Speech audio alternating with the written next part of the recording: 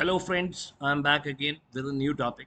Now, in this particular presentation, I would speak something on the need of this uh, concept called as microfinance, how we got this concept origination point, and who is the main person who has taken this concept and made it a global phenomena.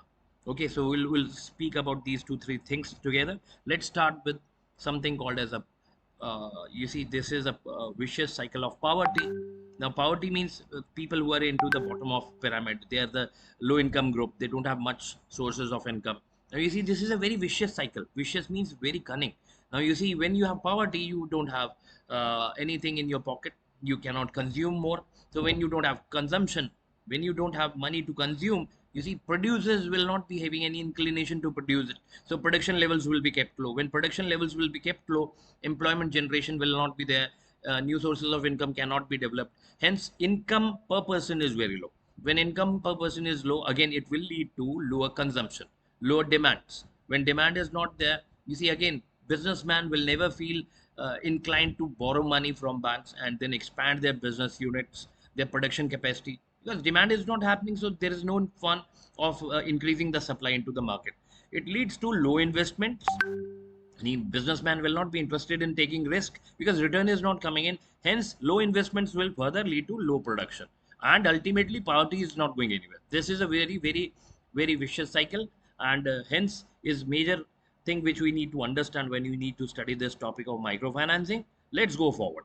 Now you see the origin of this concept of microfinancing. It is like it is actually the credit goes to Mr. Muhammad Yunus, Dr. Muhammad Yunus. He is from he is actually you see he is a person who brought in this concept, who pioneered into this domain of microfinancing. He is from Bangladesh. He got a Nobel Prize for the same. He did something which was totally unconventional.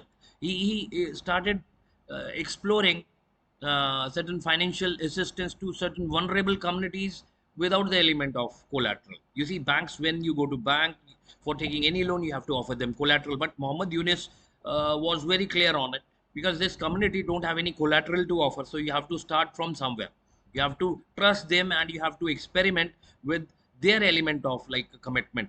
So what he did is like he gave loan and without collateral. So he was initially very critical. You see, whenever you experiment something new, you will get criticism, you will not be getting support. So the initial phase was very tough, but when he started getting successes in his initial experimentations, slowly steadily he started getting support from various stakeholders from market. Like he got sponsors, he got, like you see, donors.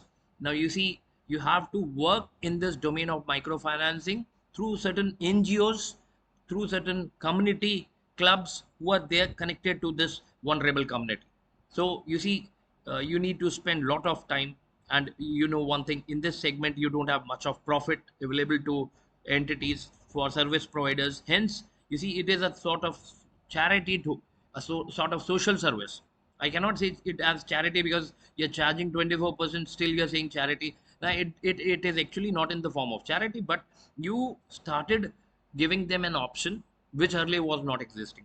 You see, what other options do they have? They have money lenders, they have sahukars who charge very high, 30-40% of rate of interest. Now 24% is always better than 30-40.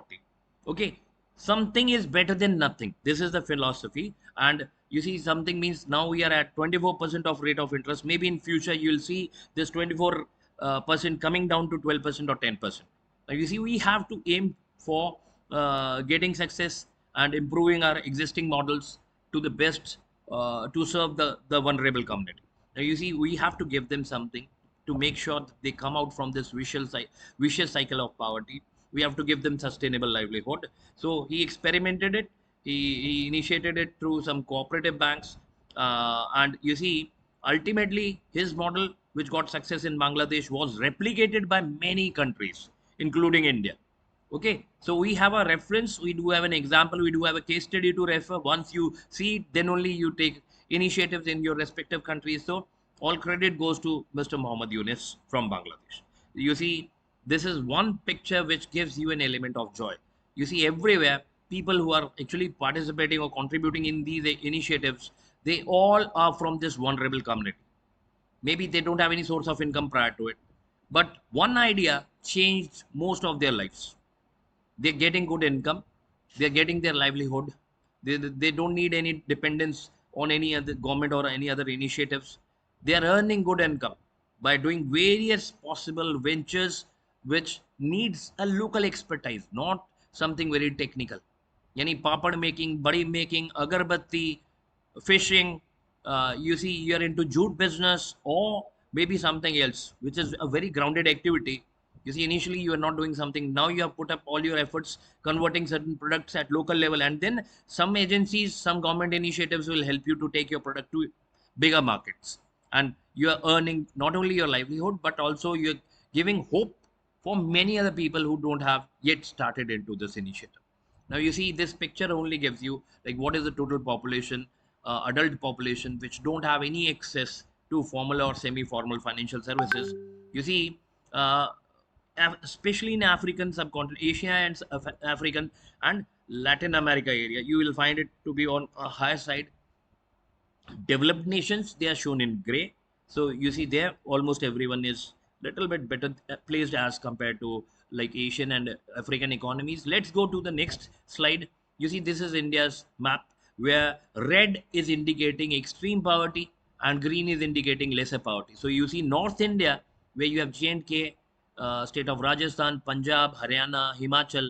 These are the places where you see prosperity. In down south you see Kerala, and you see remaining portion, you have good proportion of poor people living in there. So when you are speaking something on microfinancing initiatives, you see this zone where you have yellow, orange, red color is there. These are the target areas where you have to cater them. And even northeastern states also do have reasonable requisition for microfinancing initiatives. Now, you see, when I was showing you the first picture where it was like the entire globe, now you see in that what was shown to you was your OECD countries, your developed nations, they look good. But I'm showing you right now the picture from your North American continent. You see here, if you look at their poverty, again, they do have certain areas. There, you see maroon color, you can see 3 4 spots which is maroon in color. They are again very high in poverty. So it is not like it is only a problem for developing or underdeveloped countries, it is also for developed nations. So we need to take care for everyone. Now this is again 2020 data, need to see the latest ones. Now who is the founder of microfinancing? Let me show you the picture of that person, because he deserves all credit for this. The person on left is Mohammed Yunus. Mohammed Yunus is known for their microfinancing initiatives all across the globe. He is a pioneer. He is a leader who is giving indication. He is showing us the path how we can proceed and can trust this neglected or vulnerable community by giving them loans at a lesser rate, by trusting them and their dreams, and then helping them to come out of this vicious circle of poverty. Okay, now on the other side of this slide, we do have top 10 risk areas which are related to Indian microfinance. You see, Mohammed Yunus was also able to see all these risk factors that we have, like political interventions, regulations, over indebtedness, client relationship, anyhow you are going to deal with these people who are living in very like far off places. So managing their data is again a big problem. Funding will always be a trouble with them because they have lesser sources of income and more expenses. Liquidity is another term. It means your cash flows. Competition, yani you don't have much of competition, which leads to increase in cost of your loan rates.